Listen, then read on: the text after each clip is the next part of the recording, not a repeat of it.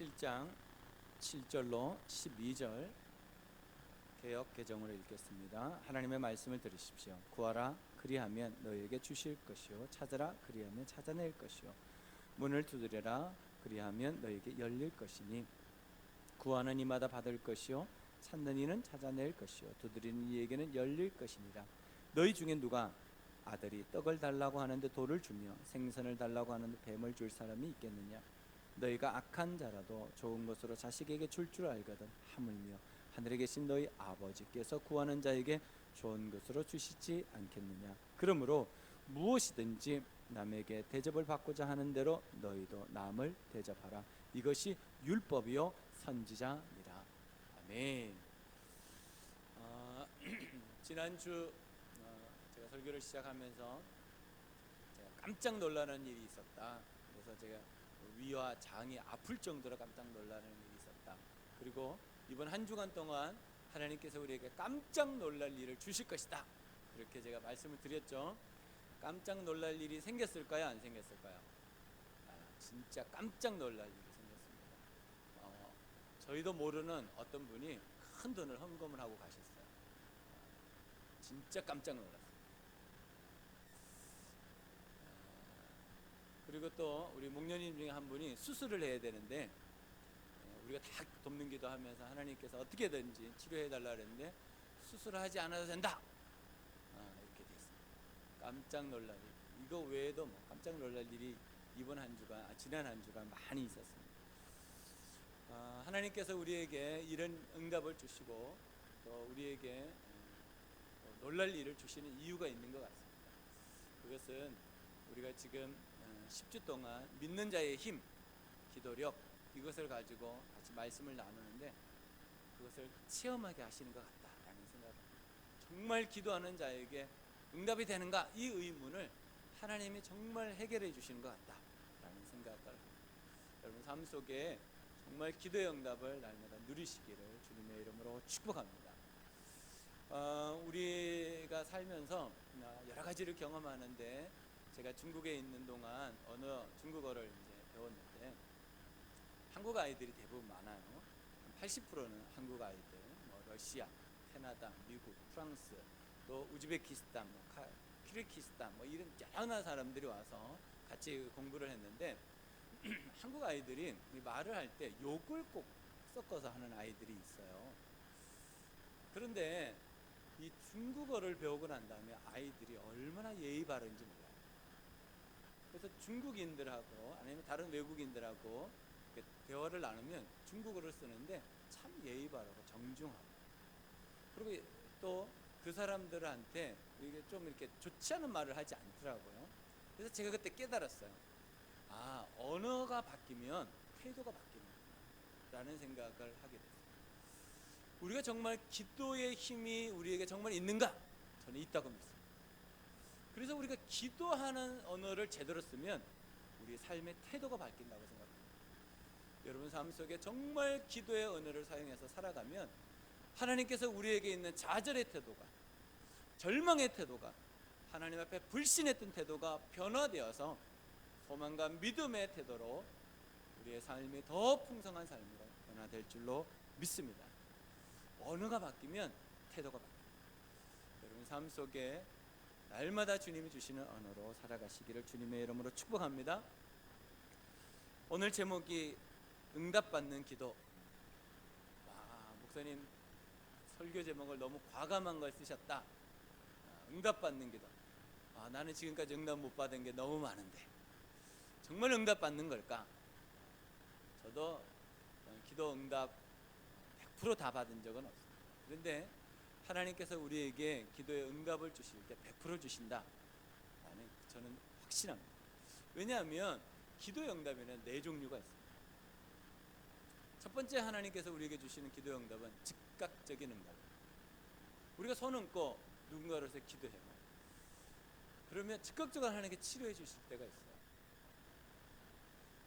그래서 즉각적인 응답이 우리에게 있습니다. 예수님도 종의 질병이 치유되기를 원하는 그 주인의 기도를 들으셨잖아요.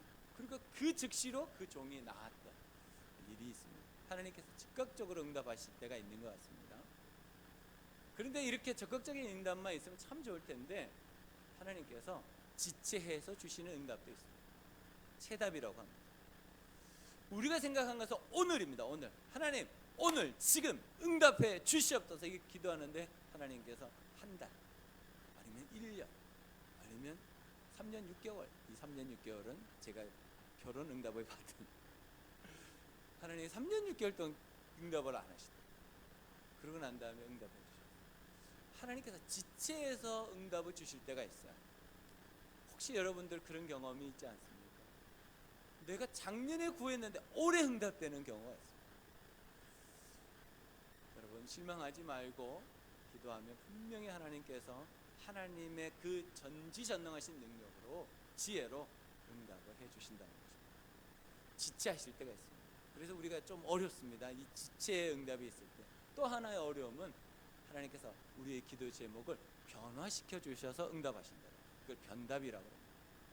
내가 원하는 것은 A였어요. 근데 하나님이 응답하실 때는 B야. 그래서 응답을 받긴 받았는데 찜찜해. 왜 하나님 내가 A를 원했는데 왜 B를 주시지? 라고 할 때가 있습니다. 근데 지내놓고 보면 주님 주셨던 그 B가 진짜 나에게 필요한 것입니다. 우리는 A를 원했지만 하나님께서 B를 주실 때가 종종 있습니다. 그래서 기도의 제목을 하나님이 응답을 변화시켜 주셔서 우리에게 주실 때가 있습니다. 여기까지는 우리가 참을만 합니다. 가장 힘든 것이 있습니다. 묵묵부답. 우리가 아무리 기도해도 아무리 기다려도 하나님 내가 그렇게까지 원하지는 않고 요것만 해주셔도 내 기도 제목을 바꾸면서까지도 기도해도 하나님 응답하지 않을 때가 있어요. 묵묵부답. 이게 힘들고 있습니다. 하여튼 하나님께서는 우리에게 어찌됐든지 응답을 다 해주십니다. 여러분 삶 속에 혹시 기도하고 있는데 아직도 묵묵부답하고 있는 제목들이 있습니까? 그럼에도 불구하고 하나님 응답해 주실 줄 믿고 계속 기도하시면 여러분 삶 속에 나도 모르게 응답을 경험하게 될 줄로 믿습니다. 예수님께서 지금 이 마태복음 7장을 설교하실 때 그때 당시의 상황은 이렇습니다. 사람들이 400년이나 넘는 시간 동안 하나님을 찾고 찾았습니다. 그런데 하나님께서 찾아오지 않으셨습니다. 응답하지 않으셨습니다. 그래서 사람들이 지치기 시작했습니다. 하나님 살아계시지 않나 봐. 이제 우리가 기도해도 응답하지 않으신가 봐. 한 사람 두 사람이 기도를 포기하기 시작했습니다. 그리고 하나님께 구하지도 않고 찾지도 않고 간절하게 문을 두드리지 않는 그런 상황들이 벌어졌습니다. 더 어려운 상황이 벌어졌습니다. 로마가 이스라엘을 지배했습니다. 식민지가 됐습니다. 자기의 먹거리를 빼앗아갑니다. 자기의 자녀들을 징집시켜서 전쟁터로 끌고 갑니다. 여러 가지 세금을 각출해서 가져갑니다. 더 힘들고 더 어려워지는 상황들이 되었습니다. 그런데 거기에다가 더 힘든 일이 벌어졌습니다. 예수님 당시에 심한 가뭄이 왔다. 내 옆에 있는 사람들이 죽어가기 시작합니다. 먹을 것이 없습니다. 여러분 이럴 때 여러분은 기도할 수 있을까요? 지금 예수님이 구하라, 찾으라, 문을 두드리라고 말하는 그 상황 속에 지금 이스라엘 백성들은 지치고 지쳐가고 있었어요. 그런데 젊은 한 사람이 나타나서 여러분 구하십시오, 찾으십시오, 문을 두드리십시오. 하나님께서 응답해 주십니다. 그렇게 말했더니 웃기고 있네. 우리가 지금까지 400년이 넘는 동안 구하고 찾고 두드렸는데 하나님이 응답하셨어? 하나님이 이제 이스라엘을 버리셨어? 무슨 소리야? 하나님은 절대로 우리와 함께 하지 않으십니다. 이 확신이 그들에게 더 많았습니다. 그때 예수님께서 이렇게 예화 하나를 이야기하십니다. 여러분 잘 들어보십시오. 이 세상에 악한 아버지라 자식이 떡을 달라 돌을 줄 사람이 누가 있습니까? 자식이 생선을 달라고 하는데 독사, 이 당시에 뱀이라고 하는 것은 광야에 있는 독사를 말합니다. 1분 안에 사람의 생명을 위협받을 수 있는 독사. 그 독사를 줄 부모가 누가 있겠습니까? 악한 아버지라도 자식에게는 좋은 것을 줍니다. 하물며 하나님, 하늘에 계신 우리의 하나님이 우리에게 좋은 것을 주시지 않겠습니까? 다시 구해보고 찾아보고 문을 두드려 봅시다. 그랬더니 사람들 마음 가운데 이전과 다르게 그 말씀이 믿어지기 시작합니다. 이전에는 누군가가 그 얘기를 하면 웃기고 있네, 내가 지금까지 기도 안 해본 줄 알아? 기도했어, 근데 응답이 안 돼. 그런데 예수님께서 말씀을 전하시니까 그 하늘의 권위가 그들의 마음 가운데 뿌려지고 믿음이 살아나면서 소망이 생겨나기 시작합니다. 여러분, 저는 여러분들의 오늘 이 본문 말씀이 여러분들이 지금까지 기도하고 있었던 그 모든 힘들고 어려운 그 상황과 여건 가운데 답이 됐으면 좋겠습니다. 내가 기도했는데, 내가 이 힘들고 어려운 육체를 가지고 기도했는데 하나님 아직도 치료해 주시지 않고 있습니다. 저는 지금도 기도하고 있는 제 허리, 신경이 마비되어서 쩔뚝거리는 제 다리, 지금도 기도합니다. 하나님 치료해 주실 것을 믿고 기도합니다. 거의 10년 동안 기도하고 있는 것 같습니다. 계속 기도할 것 같습니다. 하나님의 때에 치료해 주실 것 같습니다. 여러분들이 기도하고 있는데 혹시 응답되지 않은 것들이 있습니까? 하나님 도와주시 않는 하나님이 아닌데 분명히 성경에는 도와주신다고 약속하셨는데 왜 지금까지 응답하지 않으십니까? 하나님의 뜻이 있지 않을까요? 정말 우리를 사랑하셔서 자기 아들까지도 아끼지 않으신 분이 응답하지 않으실 때는 하나님 이유가 있지 않을까요? 구하고 찾고 두드리는 삶 포기하지 마시고 다시 힘을 내셔서 주님 앞에 나아갔으면 좋겠습니다. 분명히 응답하십니다. 반드시 응답하십니다. 꼭 응답해 주실 줄로 믿습니다. 오늘 우리 주제가 기도의 전제는 응답이다. 기도의 전제는 응답이다. 시작. 그렇습니다. 기도의 전제는 응답입니다. 힘들고 어렵지만 하나님께서는 우리에게 구하라, 찾으라, 문을 두드리라. 그리고 난 다음에 붙이는 접속사가 있습니다. 그리하면. 여러분, 기도의 전제는 응답입니다. 하나님께서는 우리가 기도하면 분명히 응답해 주신다고 말씀하셨습니다. 여러분 삶 속의 기도의 제목들이 응답되시기를 주님의 이름으로 축복합니다. 그렇다면 우리가 응답받는 기도의 삶을 살기 위해서 우리가 해야 될 것이 있지 않을까? 두 가지라고 생각합니다. 첫 번째는 구하는 삶을 삽니다. 구하는 삶을 삽니다. 시작. 구하는 삶을 삽니다. 7절입니다.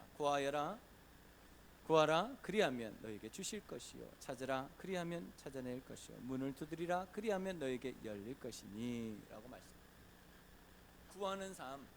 구하는 삶을 살지 못하는 이유가 뭘까요?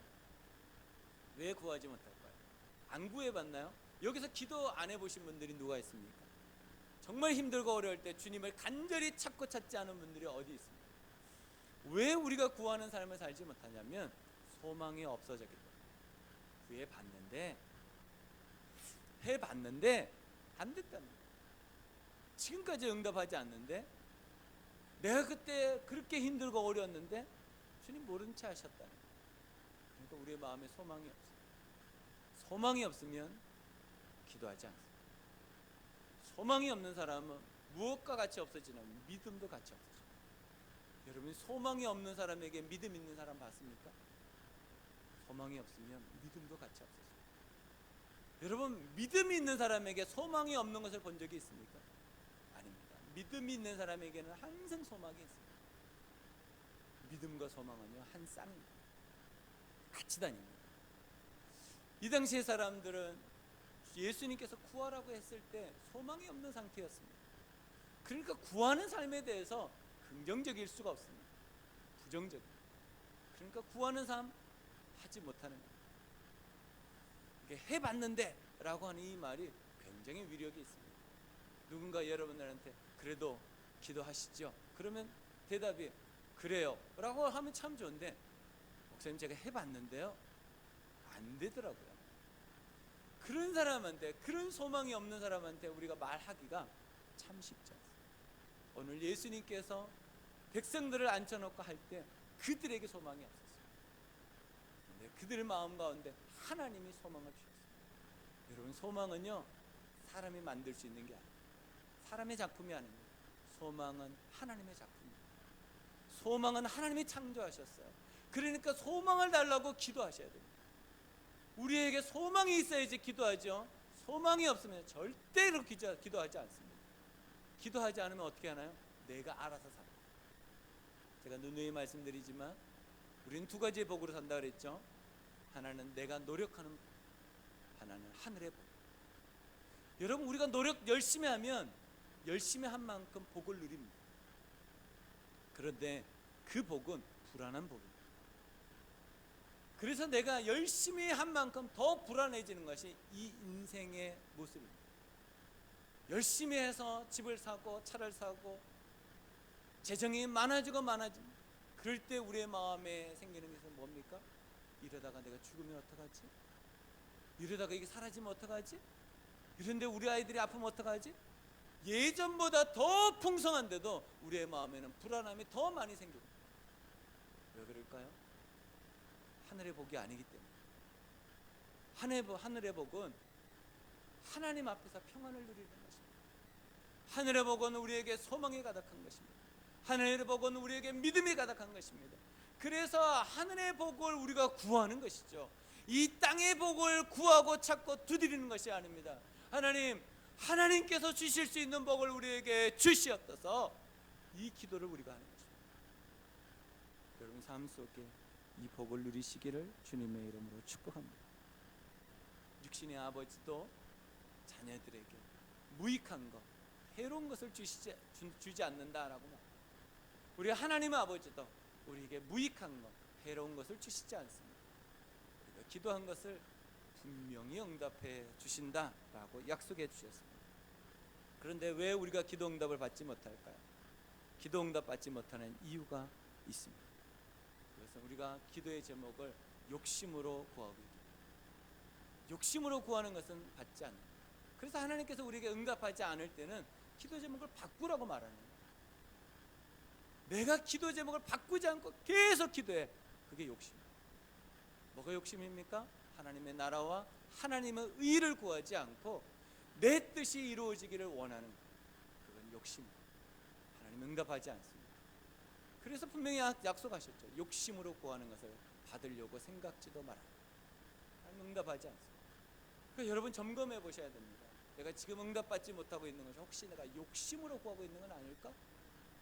그러면 기도 제목을 바꾸셔야 돼요. 두 번째는 우리가 기다려야 되는데 기다리지 못하기 때문입니다. 기도해 놓고 기다려야 되거든요. 응답하실 때까지. 근데 못 기다리고 내가 응답해 버려요. 내 노력으로, 내 지식으로, 내 지혜, 내 경험으로 내가 응답해 버려요. 하나님 응답하지 않으시죠.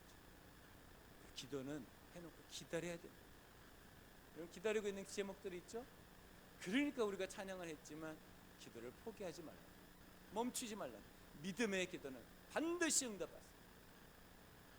세 번째는 하나님께서 우리가 기도할 때 더 간절히 절실하게 기도하기를 원하십니다. 그래서 성경에는 강청 기도의 비밀을 우리에게 가르쳐 줬습니다. 우리가 간절히 기도할 때 하나님은 반드시 응답하십니다. 저도 제 인생을 이렇게 돌아보니까 주님 앞에 금식하면서 철야하면서 산기도하면서 정말 주님 앞에 간절히 이것만이 살 길이라고 했을 때 하나님께서 응답해 주셨던 것들이 너무나 많았습니다. 그런데 대충 그냥 기도해야 되니까 하고 내가 그냥 아무렇게나 마음을 실지도 않고 하나님에게 집중하지도 않고 기도했던 것들은요, 내가 기도 응답 되지 않아도 아무런 가치가 없으니까 뭐 그런 거지 라고 지나가.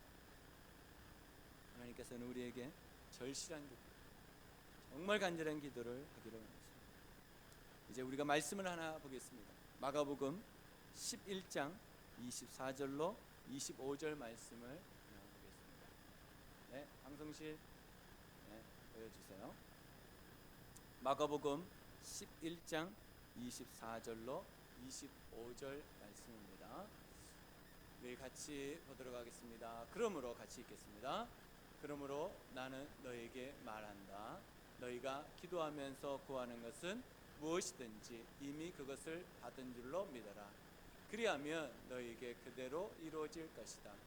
너희가 서서 기도할 때 어떤 사람과 서로 등진 일이 있으면 용서하여라.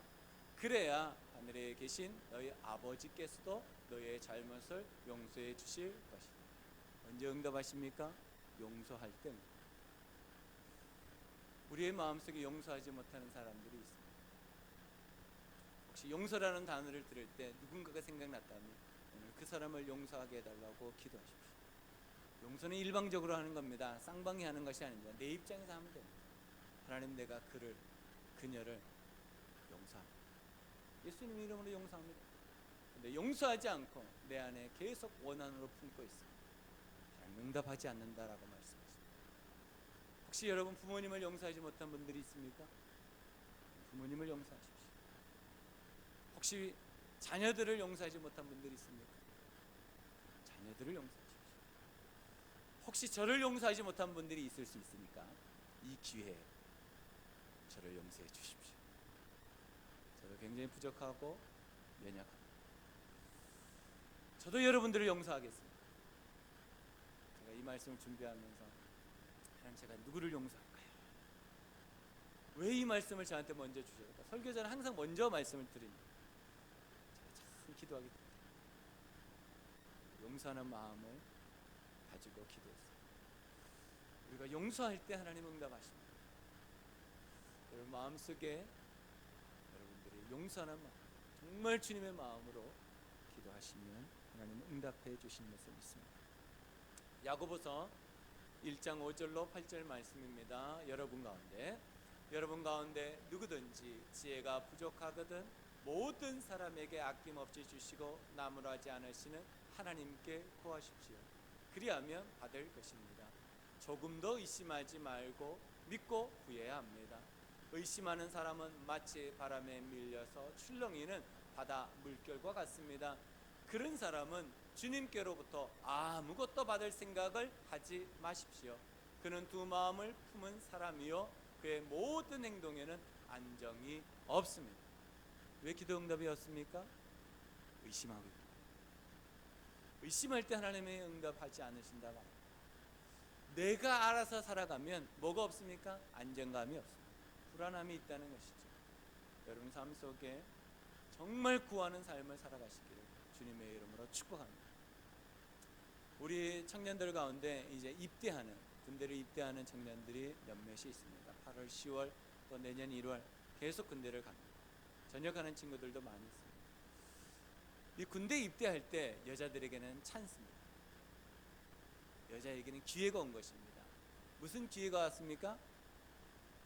여러분의 마음속에 고무신 거꾸로 쓰는 것가 아니고 내가 이 사람을 정말 사랑하는지 사랑하는 것처럼 느끼는 것인지를 분명히 알아볼 수 있는 시간입니다.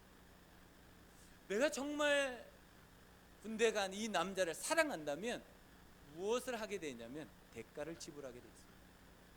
정말 사랑하면 대가를 지불하게 되어 있습니다. 사랑하지 않으면 대가를 지불하지 않습니다. 그냥 그때 잠시 재밌게 놀았지라고 끝냅니다. 우리가 정말 주님을 사랑한다면 기도하는 대가를 지불해야 돼요. 그것이 구하는 삶입니다. 그럴 때 하나님께서 우리에게 응답을 주시는 것입니다. 대가 지불이 없는 기도 하나도 없습니다. 구하는 삶, 그것이 대가 지불입니다. 여러분 시간을 정해놓고 장소를 정해놓고 기도할 때 하나님께서 응답하신다라고 말합니다. 돕는 기도와 말씀 기도할 때 응답하신다고 말씀하셨습니다. 구하는 삶, 이것이 대가 지불. 여러분 삶 속에 이 대가 지불을 꼭 하셔서 하나님으로부터 놀라운 응답을 받으시기를 주님의 이름으로 축복합니다. 아멘. 두 번째는 우리가 어떻게 응답받는 삶을 살 수 있을까? 하나님의 자녀답게 삽니다. 하나님의 자녀답게 삽니다. 시작. 하나님의 자녀답게 삽니다. 12절 말씀입니다. 그러므로 무엇이든지 남에게 대접을 받고자 하는 대로 너희도 남을 대접하라. 이것이 율법이요 선지자니라. 아멘. 주후 3세기 황제였던 알렉산더 세베루스라고 하는 사람이 오늘 우리가 읽었던 마태복음 7장 12절 말씀을 아주 좋아했다고 합니다. 그래서 전 국민들에게 이 말씀을 집에다가 기록해서 걸어놓겠다라고 말합니다. 그리고 자기는 왕궁에다가 금으로 이 말씀을 기록해서 붙여놨다라고 합니다. 그래서 이것을 황금률이다라는 말로 우리에게 전해주고 있다라는 거예요. 남을 섬기는 삶, 이것이 주님의 자녀된 삶입니다. 우리가 이 세상을 살다 보면 이 세상 왜 이렇지? 왜 우리나라는 이렇지? 원망할 일이 있습니다. 불평할 일이 있습니다. 요즘 여러분 살기 힘드시죠? 돈 많은 가지고 가서 뭘 사기가 어려운 시기죠? 그러니까 우리의 마음속에 왜 정치하는 사람들이 이렇게 할까? 원망하고 불평할 수 있어요. 하나님의 자녀는 그렇게 하지 않습니다. 하나님의 자녀는 나라의 문제를 나의 문제로 안고 기도하는 자. 하나님, 우리나라를 살려 주시옵소서.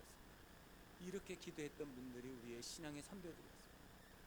일제 때, 6.25 때, 그리고 먹을 것이 없고 힘들고 어려울 때 기도하면서 하나님, 우리 대한민국을 살려 주시옵소서. 하나님, 우리 대한민국에 하나님 은혜를 내려 주시옵소서. 이 기도를 하면서 우리 대한민국이 지금까지 왔습니다. 여러분, 불편함이 있다면, 하나님께서 여러분들에게 불편함을 보여주셨다면 그것을 가지고 기도하라는 거예요. 그것이 하나님의 자녀가 하는 일입니다. 우리는 대접받으려고 하는 것이 아니라 대접하는 삶을 살아야 됩니다. 섬김받으려고 하는 삶이 아니라 섬기는 삶을 살아야 됩니다. 그것이 하나님의 자녀된 삶입니다. 하나님은 오늘도 우리에게 그렇게 살아가라고 말씀하고 계십니다. 여러분 삶 속에 이런 섬기는 삶을 살았으면 참 좋겠습니다. 신명기 6장 5절 말씀을 보겠습니다. 당신들은, 시작, 당신들은 마음을 다하고 뜻을 다하고 힘을 다하여 주 당신들의 하나님을 사랑하십시오. 레위기 19장 18절입니다. 한 백성끼리 앙심을 품거나 원수 갚는 일이 없도록 하여라. 근데 이 말씀이 신약 성경에 있습니다. 예수님께서 이것을 이렇게 기록하고 있습니다. 예수께서 그에게 말씀하셨다. 내 마음 다하고 내 목숨을 다하고 내 뜻을 다하여 주 너의 하나님을 사랑하여라 하였으니 이것이 가장 중요하고 으뜸 가는 계명이다. 둘째 계명도 이와 같은데 내 이웃을 내 몸과 같이 사랑하여라 한 것이다. 이 두 계명의 온 율법과 예언자의 본뜻이 달립니다. 오늘 말씀 하반절에 뭐라고 기록되어 있습니까? 12절. 이것이 율법이요 선지. 우리가 정말 하나님의 자녀답게 산다는 것은 무엇이냐면 하나님을 사랑하고 이웃을 사랑하는 것입니다. 근데 사랑이라는 단어는 굉장히 추상적입니다. 사랑을 어떻게 하는 거냐? 그래서 우리는 사랑을 섬김이라는 말로 바꿨습니다. 섬김도 굉장히 추상적입니다. 어떻게 섬기는 거냐? 섬길 때 특징이 하나 있습니다. 손해를 보는 거예요. 내가 손해 볼 때 섬김이 돼. 내가 손해 보지 않으면 섬김이 안 되더라고요. 내가 우리 아이들을 섬겼는데 그 섬김이 저에게 손해가 있어요. 시간적인 손해, 물질적인 손해, 내 마음에 손해가 있어야 됩니다. 그래야지 그것이 섬김이 되고 그 섬김이 사랑이 됩니다. 교회를 섬길 때 손해 봐야 되죠? 손해 안 볼 수 없습니다. 손해 안 보고 어떻게 섬깁니까? 우리가 하나님 앞에서 정말 하나님의 자녀답게 산다는 것은 무엇인가? 하나님을 사랑하고 내 이웃을 사랑하고 섬기고 손해보는 삶. 그 삶이 바로 하나님의 뜻이다 라고 성경은 이야기하고 있습니다. 제가 지난주에 베트남 선교사로 있는 동기 목사님을 만났습니다. 만난 이유는 베트남의 가정교회를 전파했으면 좋겠다 해서 80% 정도는 그렇게 할 것 같습니다. 20%는 기도해 보겠다. 그래서 그래서 목회자 세미나를 제가 추천해 줬습니다. 근데 이분은 20년 동안 베트남에서 선교사 사역을 하면서 수백 명의 제자들을 만들고 수천 명의 성도들을 섬기는 일을 지금도 하고 있습니다. 근데 2013년도에 베트남 정부로부터 추방 명령을 받게 됐습니다. 느닷없이 갑자기 추방당하게 됐습니다. 호렬단신. 가족들은 베트남에 남겨놓고 혼자만 추방을 당했어요. 근데 추방당하면서 어려운 일이 있었습니다. 그 선교사님에게 재산이 있었어요. 선교단체가 있었기 때문에 5층 빌딩이 있었습니다. 한국에서 헌금을 해가지고 선교센터를 지은 거예요. 짓고 얼마 있다가 추방을 했어요. 그리고 그 명의가 베트남 현지인 걸로 바뀌었어요. 근데 추방할 때 누가 추방하겠느냐? 제자 중에 한 사람이 고발을 해요. 아무것도 없이 추방을 당했습니다. 가족들은 가족들대로 베트남에서 고통을 당하고, 이 선교사님은 이 배신감 때문에 날마다 잠을 못 자고 밥을 못 먹고 힘들고 어려움 가운데 하루하루를 살았습니다. 근데 그것을 이길 수 있었던 것이 기도였다. 주님, 이 배신감, 이것을 이길 수 얼마나 힘들었을까. 가족들이 베트남에서 자녀들 3명, 사모님 혼자서 돌봐야 돼. 자기는 들어가지도 못하고 매일 전화밖에 하지 못하고, 그러면서 선택했던 것은 기도였습니다. 그러면서 하나님께서 하루하루를 살면서 1년 반을 한국에서 지낼 수 있게 하셨어요.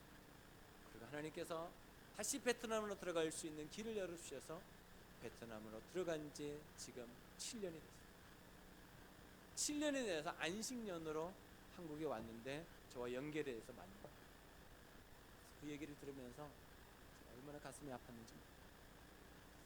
여러분, 우리가 살다 보면 생각하지도 못했던 일들로 인해서 우리가 좌절하고 낙심하고 낭망하고, 정말 내 마음에 있는 이 상처 때문에 하나님께 나아가지 못하는 일이 있습니다.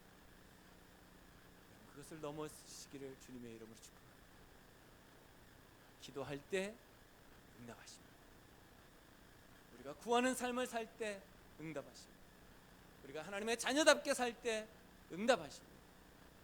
우리의 문제를 주님 앞에 가지고 나아가서 이번 한 주간 동안 응답받는 놀라운 삶을 사시기를 주님의 이름으로 축복합니다. 기도하겠습니다. 눈을 감고